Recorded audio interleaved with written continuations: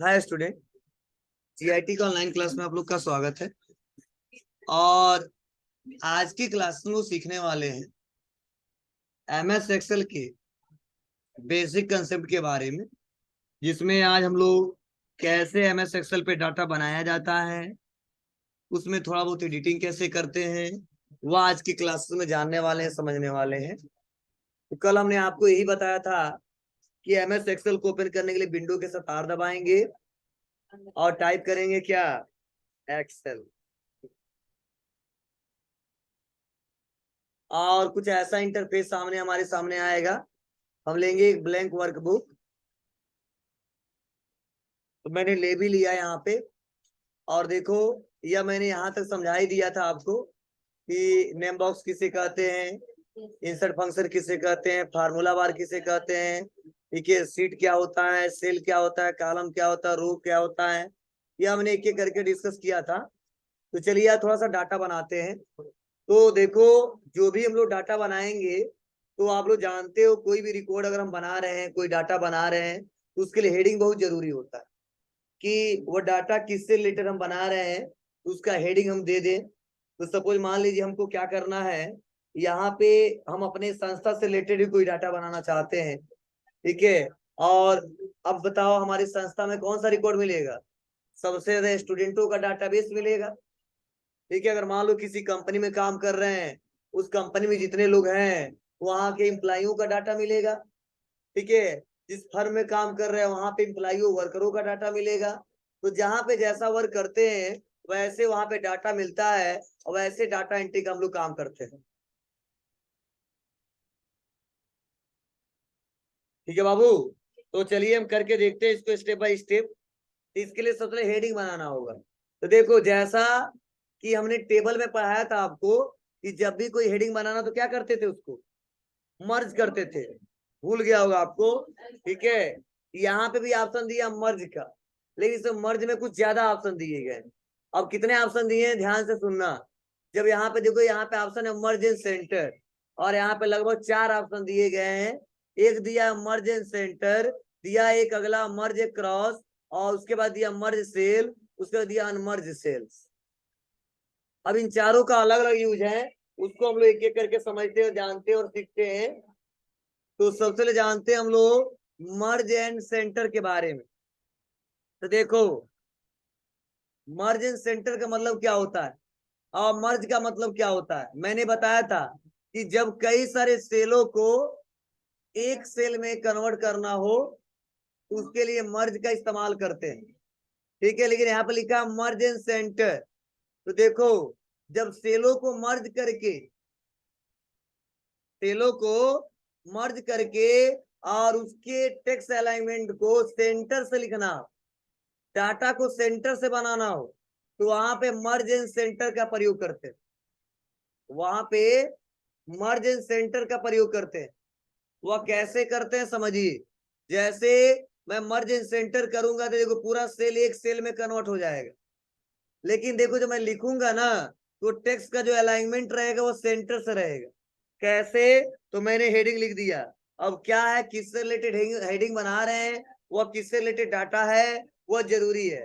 तो मैं आता हूं और मैंने हेडिंग यहाँ पे दे दिया।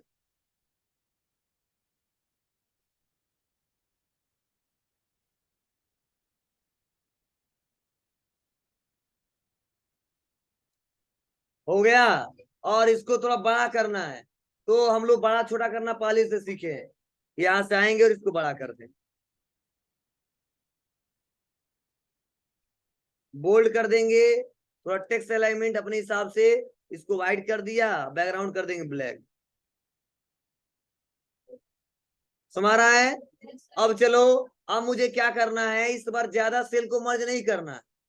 और ध्यान देना, इस बार ज्यादा सेल को मर्ज भी नहीं करना है।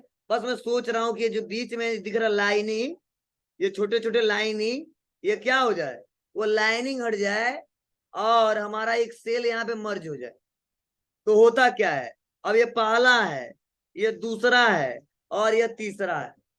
अगर मैं इसको भी मर्ज करना चाहता हूं, इसको भी मर्ज करना चाहता हूं, और इसको भी मर्ज करना चाहता हूं, तीनों को मर्ज करना चाहता हूं, लेकिन ध्यान रहे इस बार मुझे रो को मर्ज नहीं करना है, मुझे केवल कॉलम को मर्ज करना है।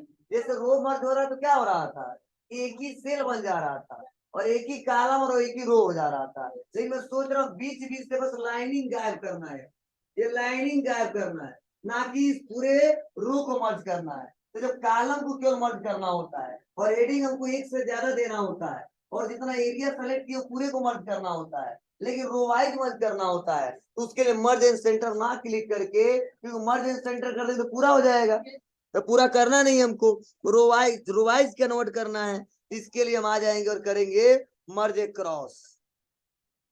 तो मर्ज करेगा क्रॉस करके, कैसे, ये अलग हो जाएगा और ये अलग हो जाएगा और यह अलग हो जाएगा। मतलब इसमें चाहेंगे तो एक से ज्यादा हेडिंग दे सकते हैं, इसमें अलग, इसमें अलग और इसमें अलग। अगर यही नहीं किए होते तो पूरा एक सेल में कन्वर्ट होता है, एक बड़ा सा इसका हेडिंग देते, ऐसा जरूरत नहीं पड़ता है। कई बार हमें बस लाइनिंग, जो बीच में लाइनिंग उसको केवल हटाना होता है और नॉर्मल लिखना होता है, ठीक है, तो उसके लिए भी इस ऑप्शन का प्रयोग करो।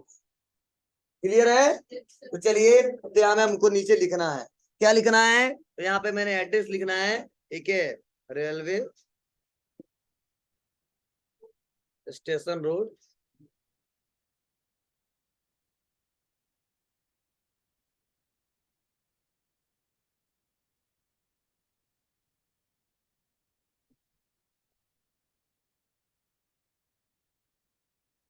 और इसको कर देंगे सेंटर, समझे, थोड़ा बड़ा। अब तुम्हारी मर्जी जो अलाइनमेंट लेना कर ले। बोल्ड,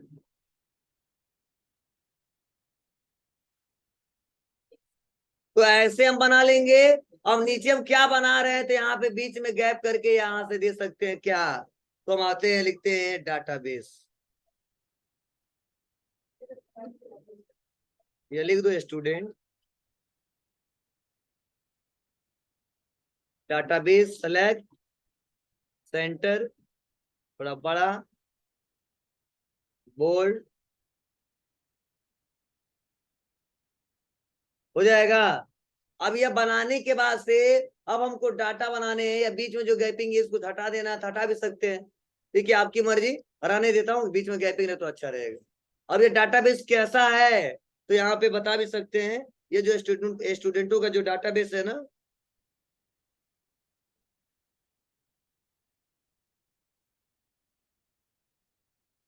ठीक है, तो जैसा आपके ऊपर है वो डाटा कैसा मिल रहा है, आप कैसे बनाओगे। तो चलिए, हम सोच रहे हैं कि सीरियल नंबर दे दे, जिससे हमको यह पता चले कि हम कितने लोग का डाटा बनाए हैं। इसलिए हम लेंगे एस आर नंबर। अब देखो, एक्सेल की खास बात है कि आपको एक एक करके नंबरिंग नहीं देना होगा, पहले से पढ़े हो, पढ़ाया हूं मैं, और नहीं पढ़े तो फिर से सीख लो। अगर आपको सीरियल नंबर देना है तो 1 2 3 4 5 6 ऐसे लिखना नहीं है, बस 1 2 बता दीजिए, चाहे 100 लेना हो, 50 लेना हो, 200 लेना हो, 10,000 लेना हो, वो ऑटोमेटिक एक एक करके आगे बढ़ता जाएगा, ठीक है। अब कई लोग मन में ये भी सवाल चल रहा होगा, इस तरह यहाँ पे नंबरिंग तो है ही है, फिर भी नंबरिंग दे रहे हो, क्योंकि देखो यहाँ पे नंबरिंग यहाँ से ना है, इसके बीच में हमें हेडिंग दे दिए हैं, ये नंबरिंग देखो ये 7 से स्टार्ट हो रहा है, तो इसकी हिसाब से अगर हम देखेंगे ना तो नंबरिंग हमारा गलत हो जाएगा। इसीलिए हम लोग इसके चक्कर में नहीं पड़ते, अगर ऐसा करना है तो हेडिंग मतलब न दीजिए, और इसे डाटा ही पहले से बनाना स्टार्ट कर दीजिए, ये गलत होगा, ऐसा कभी होता नहीं है, ऐसा लोग करते नहीं है। इसीलिए यहाँ पे सीरियल नंबर देना है, तो हम करेंगे 1 2 और ड्रैगन, तो पहले को सिलेक्ट करके दूसरे को सिलेक्ट करेंगे और ड्रैग एंड ड्रॉप कर देंगे, 10 लोग का बनाना बस। ये एक पहला तरीका है, ठीक है, एक 3 तरीका बता रहा हूं इसके लिए मैं, ये पहला है। दूसरा तरीका है 1 लिख दो और इसी पे आ जाओ, कंट्रोल प्रेस कर दो, कंट्रोल, और कोने पे आ जाओ और खींच दो जहां तक चाहिए।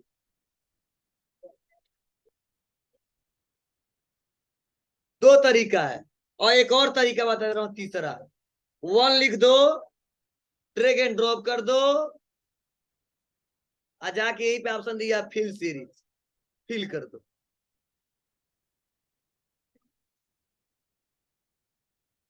सुमारा जी, तो मुझे लगता है सबसे बेटर तरीका, ये बार बार इतना करेंगे, बस हमें 1 लिख के कंट्रोल के साथ ड्रैग एंड ड्रॉप कर देंगे, ठीक है। लेकिन ध्यान देना, यह थोड़ा सा कई लोगों को मुश्किल होता है काम करना, तो मैक्सिमम लोग ना जो आम यूजर फ्रेंडली होता है इसे लिखते हैं 1 2 और दोनों को सेलेक्ट करके ड्रैग एंड ड्रॉप। अब कहो सर क्यों ऐसा है, क्यों इसका इस्तेमाल ज्यादा करते हैं? जैसे मान लो अगर मैं यहाँ पे 1 लिख रहा हूँ और ड्रैग एंड ड्रॉप कर दूं, मुझे पता है कहां तक नंबर जाएगा। अगर फिल सीरीज कर तो अपने आप ना आ जा रहा है जी, और 12 आएगा कि 14 आएगा कि 15 आएगा। हाँ, तो जहां तक लेंगे वहां तक आ जाएगा। ये थोड़ा ड्रॉबैक होता है, ठीक है। तो यहाँ पे दिखता है हमको पहला दूसरा तीसरा, तो कंट्रोल वाला भी प्रयोग कर सकते हो, नॉर्मल ये भी इस्तेमाल कर सकते हो, ये आपके ऊपर है कैसे करना। चलो, अब यहाँ पे दूसरा हेडिंग क्या देना बाबू जी? स्टूडेंट का नाम। अब कुछ और पॉइंट बताने वाले हैं। सेकेंड, इसका हमको देना है एड्रेस, उसके बाद से कोर्स, उसके बाद से फी, उसके बाद से ड्यू अमाउंट कितना दिया है, और उसके बाद से पेंडिंग फी क्या है।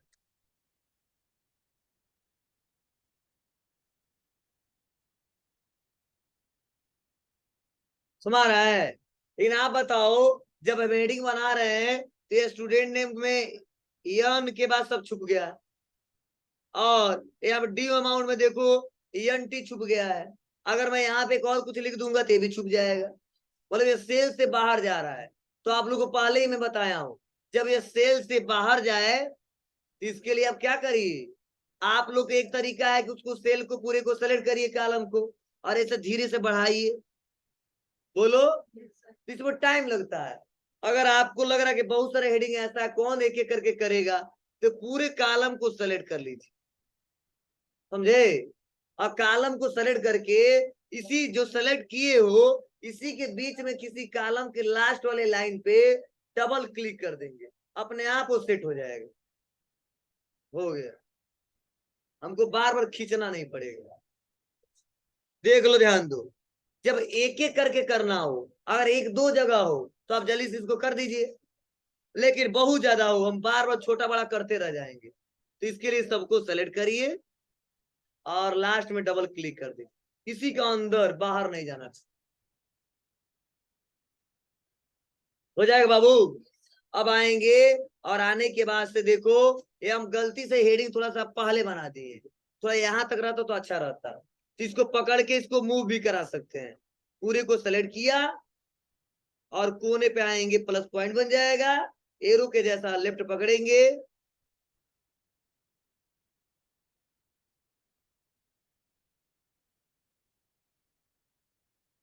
तो मैं यहाँ तो बनाने के बाद भी ड्रैग एंड ड्रॉप करके ला सकते हैं, कोई दिक्कत तो नहीं है। चलो, अब हम सोच रहे बॉर्डर लाइनिंग दे दे, इसको बढ़ा देते हैं, इसको बढ़ा देते हैं, ऐसे, और सबको सेलेक्ट करके वो फॉन्ट पे आएंगे, ऑल बॉर्डर कर,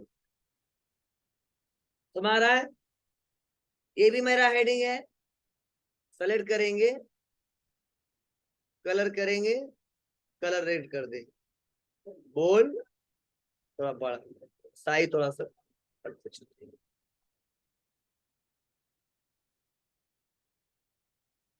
हो जाएगा। तो कुछ भी बनाते समय थोड़ा मेहनत करना पड़ेगा, तब एक अच्छा लुक आएगा, टाइम लगेगा। तो मैं देखो अभी धीरे धीरे बता रहा हूँ और मुझे समझाना भी है, तो ऐसे बना रहा हूँ, आपको तो खुद बनाना है, तो आप लोग अपने हिसाब से और भी अच्छा बनाइएगा। जितना अच्छा बनाओगे लेकिन लुक अच्छा दिखेगा, ठीक है, तो जो देखने वाला भी कहेगा हाँ खुद मेहनत करके इन्होंने बनाया और ज्यादा इसको जानकारी है, ठीक है, भले ही हम थोड़ा बहुत इस्तेमाल किए। चलो नाम लिखते हैं, तो मेरे पास डाटाबेस जैसा है वैसा लिख देंगे, तो मेरे पास कुछ लोगों का रिकॉर्ड है, जल्दी से लिखते हैं, टाइप करते तो आगे बढ़ाते हैं हम, कुछ पॉइंट भी सब समझाने वाले हैं।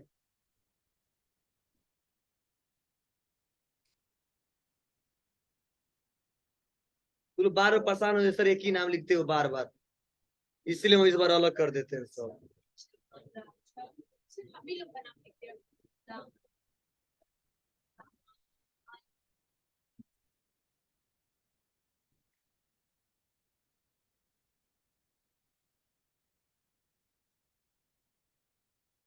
चलो लिख ही देते हैं, सर मेरा भी नाम लिखवा है। अयान लिख दें, यही लिखते हैं ना। डबल ए रहता है।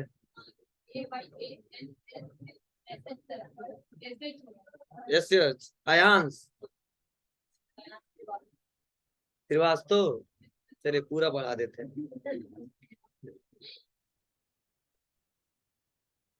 तो यहाँ पे चलिए आगे बढ़ते थोड़ा सा।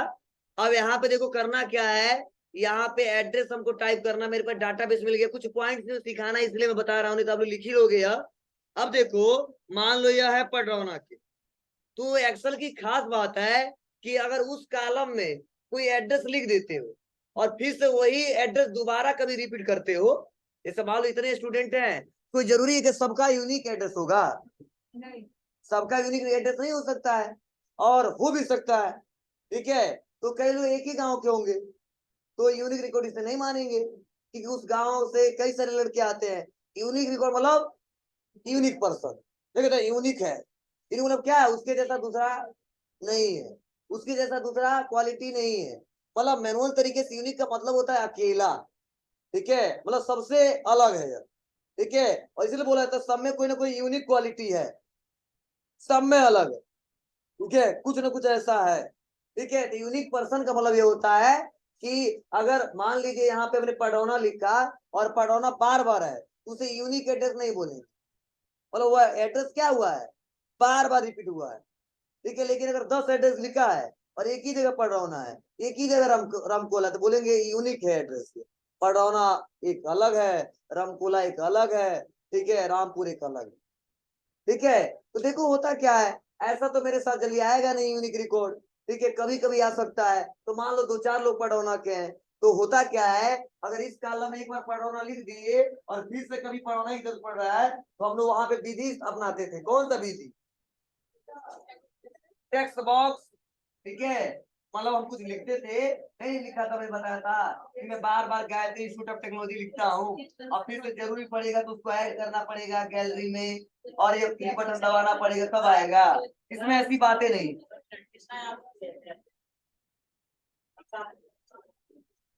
कृष्णा यादव, नो, कृष्णा यादव,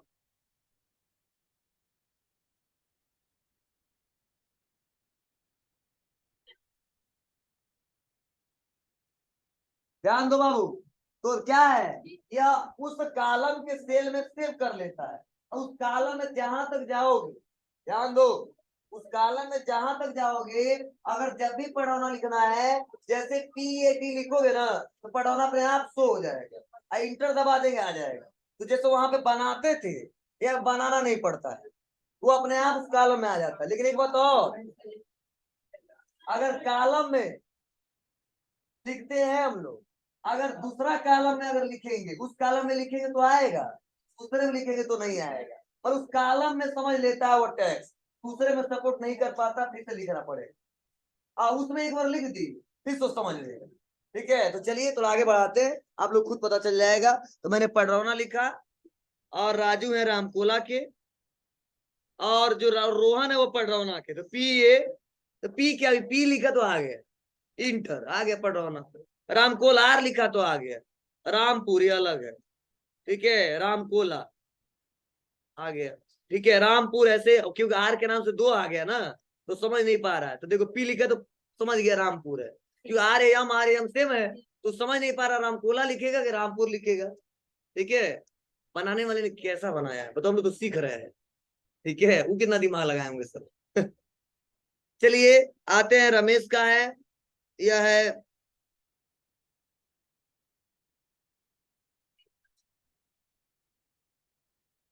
बेलवा चुंगी,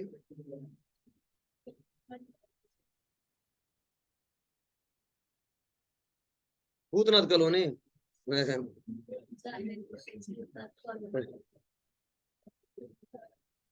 खूब नाम रखे हैं सब, भूतनाथ कॉलोनी, ठीक है।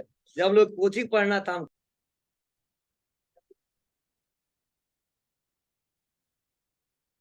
DCA, DFA, DCA, ADCA, ADFA, CCC, tally, PG, DTP, हाँ, डेस्कटॉप पब्लिशिंग इसका सॉफ्टवेयर है, ग्राफिक डिजाइनिंग करेगा। चलिए अब यहाँ पे आते हैं, और आने के बाद से देखो यहाँ पे फी लिख दिया ना जी, तो पेंडिंग और ड्यू अमाउंट कोई मतलब नहीं, एक ही में लिखना पड़ेगा। जो ड्यू अमाउंट का मतलब वही है, इसको हटाते हैं। अब देखो फी है, बीच में एक छूटा है, जमा कितना किया है। ये गलती से जानते हो, जहां पैड अमाउंट लिखना था वो हमने ड्यू अमाउंट लिखा था, कोई बताया भी नहीं था। चलिए फी मेंशन कर लेते हैं, इसका जितना फी है।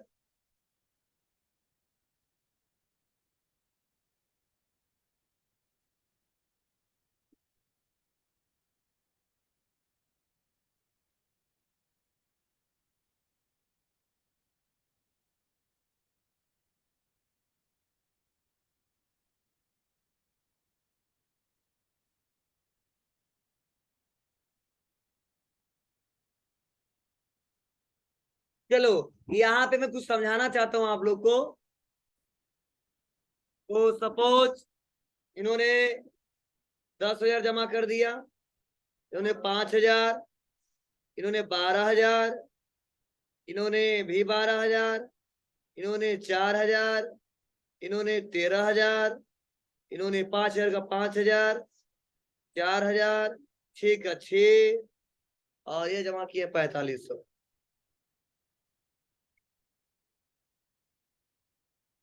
क्लियर इतना?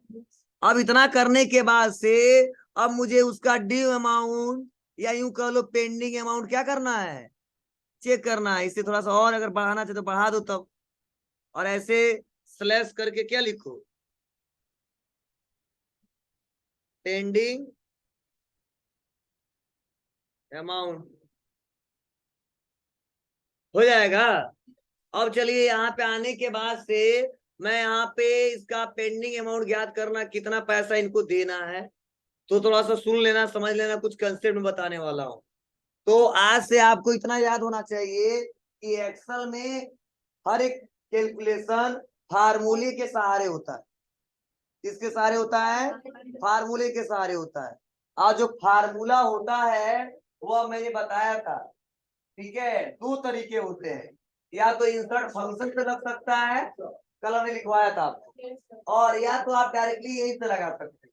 तो सबसे इजी रहता है यहाँ से लगाना, वहां से भी लगाना आ जाएगा आपको, लेकिन उसका लेंथी प्रोसेस है। तो हम काम कंप्यूटर पे इसीलिए कर रहे हैं कि काम को आसान बनाना है, ठीक है। चाहोगे तो वहां से भी कर सकते हो, और चाहोगे तो यहाँ से भी कर सकते हो, लेकिन मैक्सिमम काम हम लोग यहीं से अप्लाई करते हैं, मैक्सिमम फार्मूले यहीं से।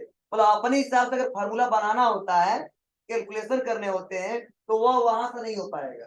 जो पहले से दिया है वो वहां से कर लो, या यहाँ से भी कर लो, लेकिन अपने हिसाब से पूरा करना, भाग करना, परसेंटेज निकालना है, तो वैसा फिक्स उसने नहीं दिया कि निकाल लो, क्योंकि उसके हमारे हिसाब से क्या मैं सोच रहा हूँ वो नहीं समझ रहा है, इसीलिए उस लाइब्रेरी में वैसा नहीं दिया है। तो मैं सोच रहा हूँ क्या, किसमें से इसको माइनस करके क्या निकालू, पेंडिंग अमाउंट निकालो। तो दो तरीका है इसके लिए, एक तो आप लिख दोगे तो आ जाएगा, और एक है सेलेक्ट करोगे तो आ जाएगा। तो एक पॉइंट और, क्वेश्चन पूछा जाता है एक्सेल में किसी भी फार्मूले का उपयोग करने से पहले किस साइन का प्रयोग किया जाता है, क्या जवाब देंगे? Equal to. मतलब ध्यान देना, कोई भी फार्मूला लगाओगे तभी वो काम करेगा जब इक्वल साइन लगाओगे।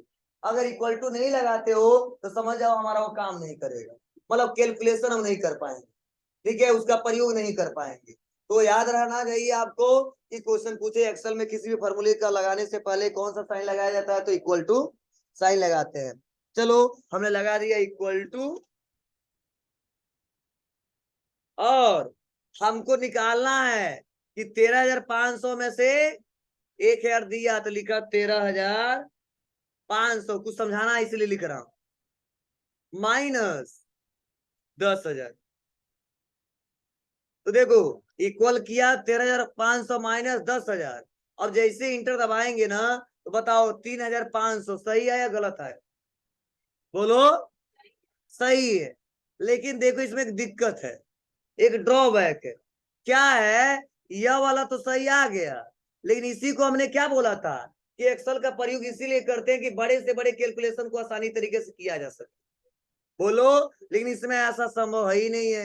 जैसे ड्रैग एंड ड्रॉप करेंगे ना, सबका 3500 आएगा और यह कंसेप्ट गलत हो जाएगा। इसीलिए कभी मैं बता रहा हूं आज कि एक्सेल में कोई भी कैलकुलेशन करना हो तो केवल पार्टिकुलर उसी का करना हो तो लिख देना, काम चल जाएगा। लेकिन लग रहा नहीं, उससे रिलेटेड बहुत सारा कैलकुलेशन करना है, नीचे और आना है, उसके लिए कभी भी उसका वैल्यू मत लिखिएगा, उसका सेल सेलेक्ट कीजिए। क्या समझे? मतलब केवल पार्टिकुलर अकेला है वो, तो तुम्हारी मर्जी, सेल सेलेक्ट करके भी कर सकते हो और लिख के भी कर सकते हो। लेकिन अगर डाटा ज्यादा हो और सबका एक साथ निकालना हो, और इसीलिए हम इस पर काम करें, सबका एक साथ निकाले, तो कभी भी लिखोगे ना तो जो लिख दोगे तो हर एक्सेल में वही समझेगा। समय 13,500 में 10,000 घटा देगा, 3,500 आ जाए। इसीलिए हमको लिखना नहीं होता है, उस सेल को सेलेक्ट करना होता है। तो आप बताओ सेल को कैसे सेलेक्ट करेंगे? बस सिंपल है, आप करिए इक्वल और फी 13,500 वाला जो है ना क्लिक कर देंगे, वो सेलेक्ट हो जाएगा। और देखो आया है क्या, I5 I8। क्या मतलब है बोलो?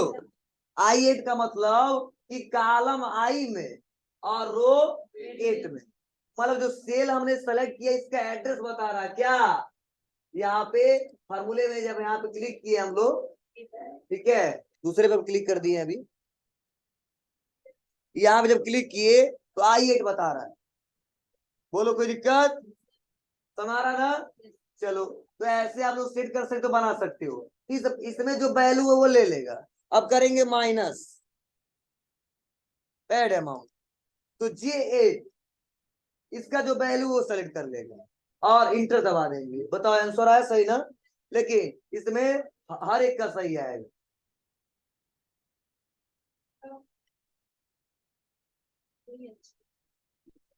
यही पैटर्न इस्तेमाल ही करते हैं, मतलब कई लोग दिमाग लगाते हैं, चालाकी करते हैं, तो सर जी ऐसे बता, हम ऐसे कर लेंगे। ठीक है, इसलिए मैं पहले बता दिया हूँ, ये सब दिक्कत है, लेकिन आगे चल के कैलकुलेशन सही से नहीं कर पाओगे। आप लोग अभी पूछते हैं कि सर क्या मतलब है लिखे यहाँ पे सेलेक्ट करने का, हम लिख नहीं सकते हैं, ठीक है, तो उसके लिए पहले बता दिया, हो जाएगा। चलो, लेकिन एक बात सुन लो, ये काम कैसे कर रहा है ये भी समझ में आ जाए तो अच्छा है। ये काम ऐसे कर रहा है कि ये देखो, जब हम लोग लिख देते हैं कोई वैल्यू, अगर मान लो लिख दिए 2,000, तो लिख देते हैं ना तो सेल में फिक्स हो जाता है 2,000। आज जब ड्रैग एंड ड्रॉप करते हैं हर वैल्यू में, हर एक सेल में क्या समझता है, 2,000 2,000 2,000 2,000। लेकिन वही अगर हम लिख देते हैं A1, तो होता क्या है, इस सेल को A1 समझता है, उसके बाद वाले सेल को A2 समझता है, उसके बाद वाले सेल को A3 समझता है। तो जब ड्रैग करते हैं तो पहले वाले सेल में A1 को फाइंड कर देता है, दूसरे वाले सेल में A2 को, तीसरे वाले में A3 को। इसलिए A1 वाला वैल्यू पहले वाले में, ठीक है, A2 वाला वैल्यू दूसरे वाले में, A3 वाला वैल्यू तीसरे वाले में, इसलिए आंसर सही आ जाता है। अगर इसको फिक्स कर दे हम और इसको सेट कर देना A1 ही रहेगा, तो भले ही हमने सेलेक्ट किया है, ड्रैग एंड ड्रॉप करेंगे सब पे 2 ही आ जा रहा है।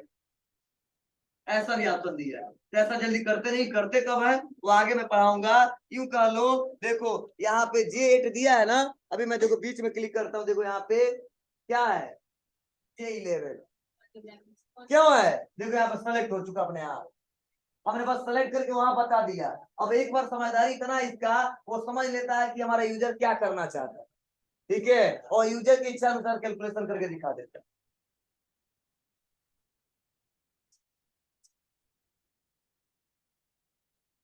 समझ जी?